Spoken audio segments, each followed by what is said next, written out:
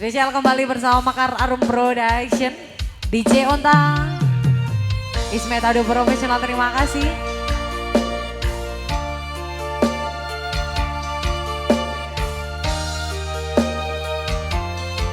Ayo Cang, saya ngerti lagunya nyanyi saya banter ya.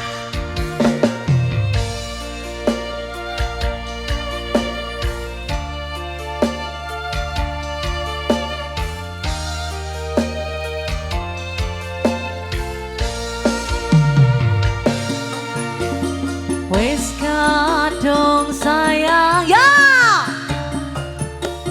ora ketok hati wis nyaman rasito bebojoan satuanmu telu satuanku wolu jare wong tuamu diitung ra ketemu. Abot sanggane wong tuwa ora marengke kok kaya ngene nasib sing tak rasane.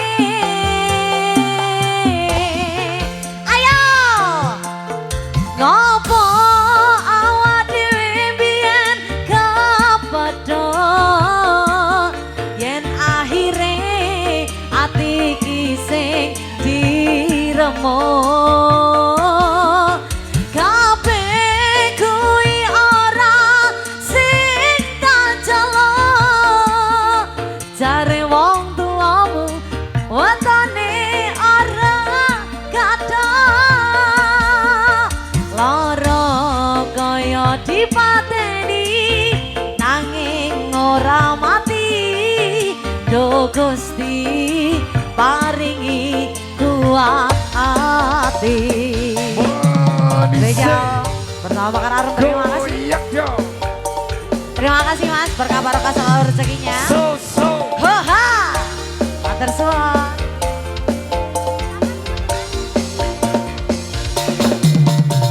Terima kasih Mas, tulus, semoga selalu tulus seperti orangnya, nggih. Amin. Terima kasih, berkah barokah selalu rezekinya.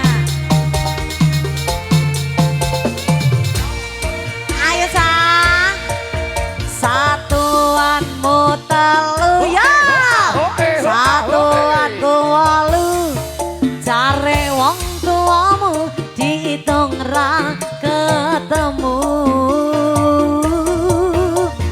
Abot sanggane wong tuwa ora marengke kok kaya ngene nasib sing tak rasane.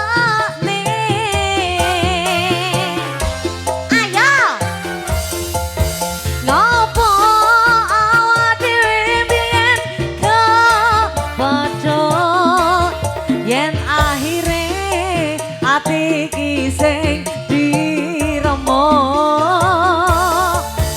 kabeh kuwi ora sing tak jelo jare wong tuamu diitung ra kepadha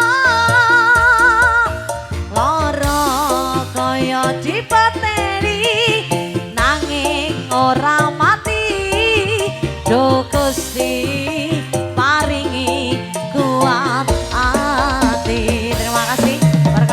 rezekinya. Terima kasih bos-bos sawernya.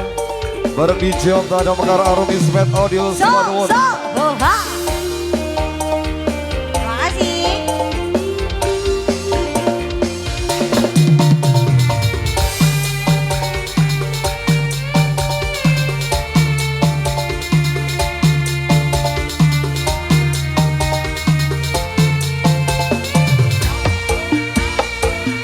Ayo satuanmu telu satuanku wolu jare wong tuamu diitung ra ketemu.